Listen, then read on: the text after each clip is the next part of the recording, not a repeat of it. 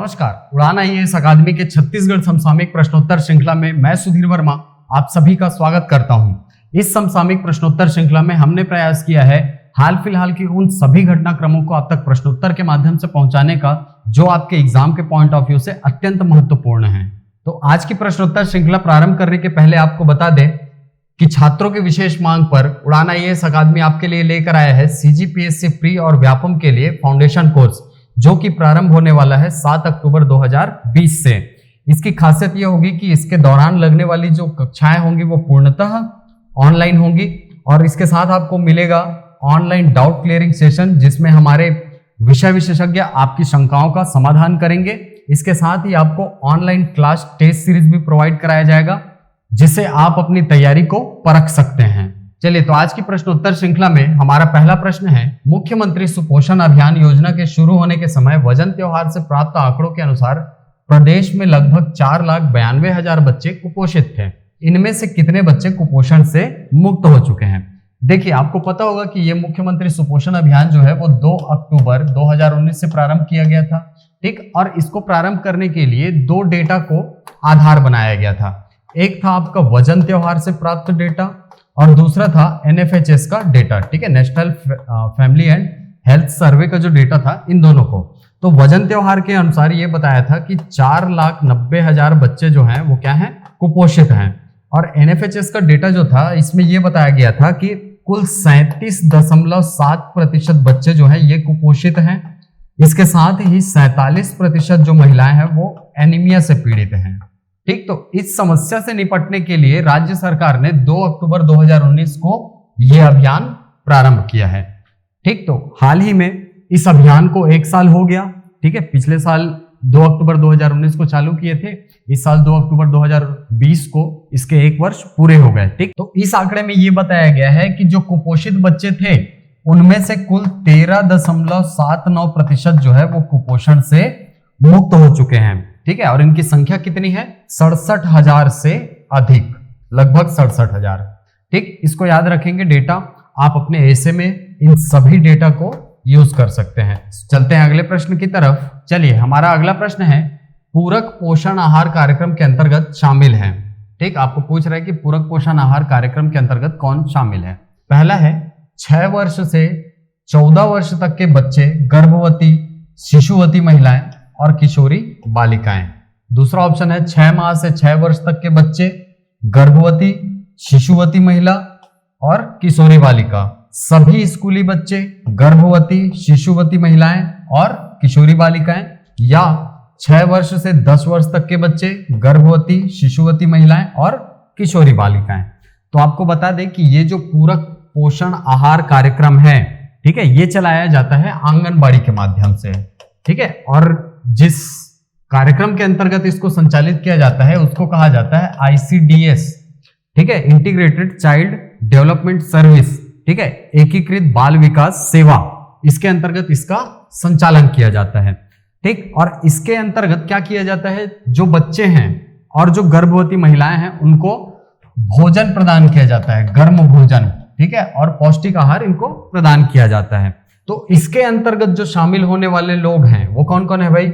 6 माह से 6 वर्ष तक के बच्चे, गर्भवती और शिशुवती महिलाएं और किशोरी बालिकाएं। ये याद रखेंगे, ठीक।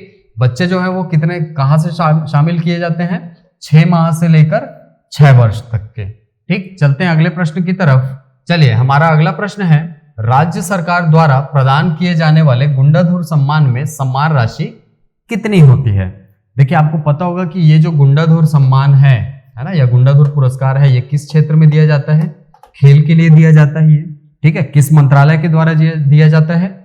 खेल एवं युवा कल्याण मंत्रालय के द्वारा, ठीक। और इसमें से एक फैक्ट और आप याद कर लीजिएगा कि पिछले वर्ष किसको मिला है, ठीक। पिछले वर्ष मिला है ये दीपेश सिन्हा जी को, ठीक है। आपको पता होगा कि दीपेश सिन्हा जी छत्तीसगढ़ के वॉलीबॉल खिलाड़ी हैं, ठीक। तो इस गुंडाधुर सम्मान के अंतर्गत क्या मिलता है? इसके अंतर्गत मिलता है 1 लाख की सम्मान राशि प्लस एक प्रशस्ति पत्र दिया जाता है और उसके साथ मिलता है एक अलंकरण फलक, जिसको हम लोग ट्रॉफी बोलते हैं, ठीक। तो ये 3 चीजें मिलती हैं इस गुंडाधुर सम्मान के अंतर्गत। राशि कितनी है?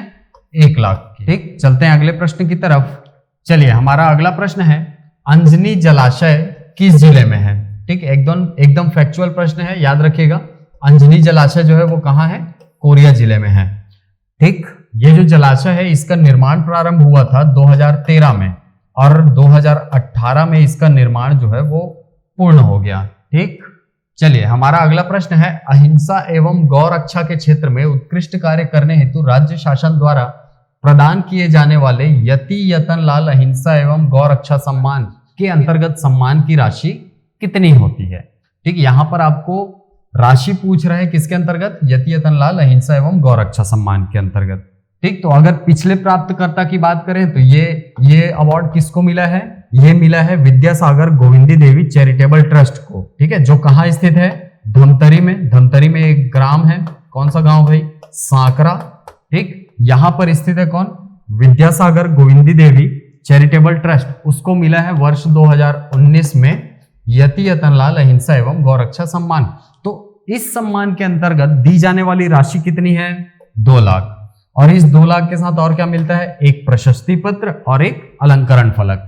ठीक है, या स्मृति चिन्ह जिसको कहते हैं हम।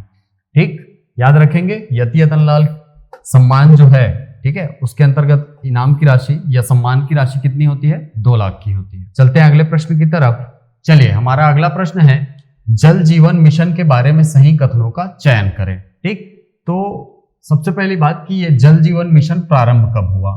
ये जल जीवन मिशन जो है ये प्रारंभ हुआ है 15 अगस्त 2019 को। ठीक, इसके बारे में सही कथनों का आपको चयन करना है। तो पहला है, यह एक केंद्र प्रवर्तित योजना है। हाँ, ये एक केंद्र प्रवर्तित योजना है। इसका मुख्य उद्देश्य वर्ष 2024 तक प्रत्येक ग्रामीण क्षेत्र के प्रत्येक घर में नल कनेक्शन के माध्यम से जल प्रदान करना है। ये कथन भी सही है। ठीक है, इसका मुख्य उद्देश्य कहां तक है, वर्ष 2024 तक, इसको याद रखेंगे, है ना, वर्ष 2024 तक ग्रामीण क्षेत्र के हर घर में नल कनेक्शन लगाना है।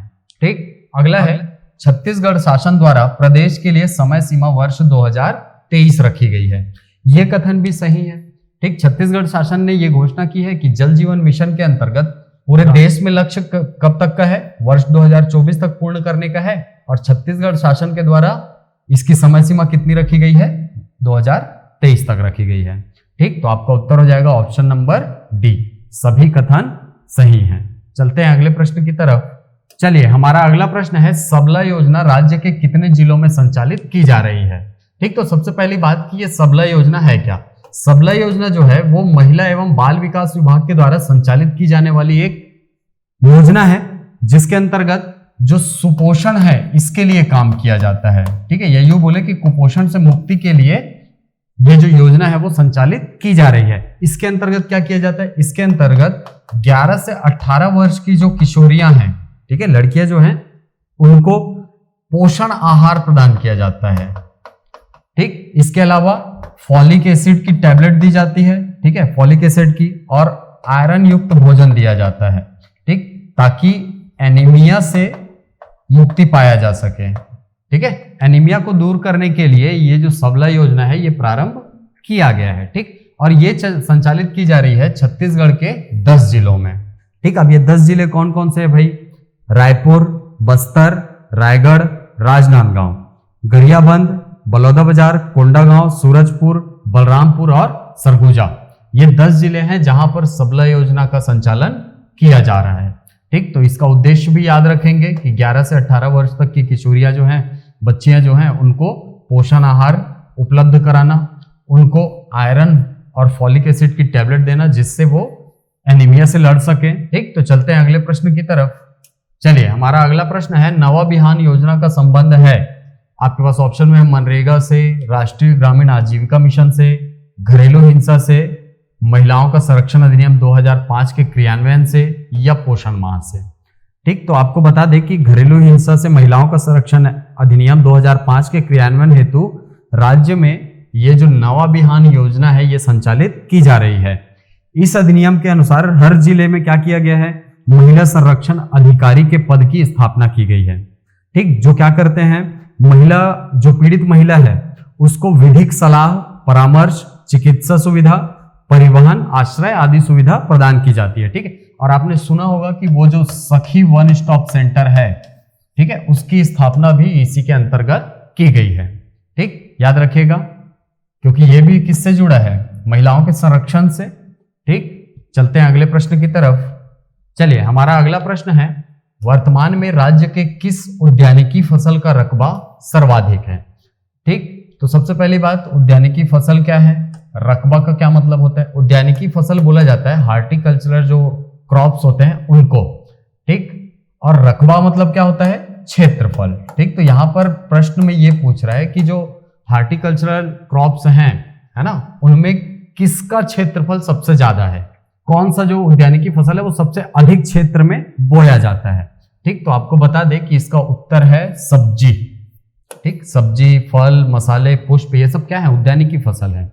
ठीक, काजू हो गया, सेब हो गया, सब उद्यानिकी फसल है।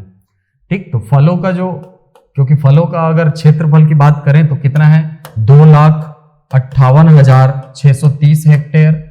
ठीक, सब्जी का है लगभग 5,25,000 हेक्टेयर, मसालों का है लगभग 55,376 हेक्टेयर और पुष्प का है 13,493 हेक्टेयर।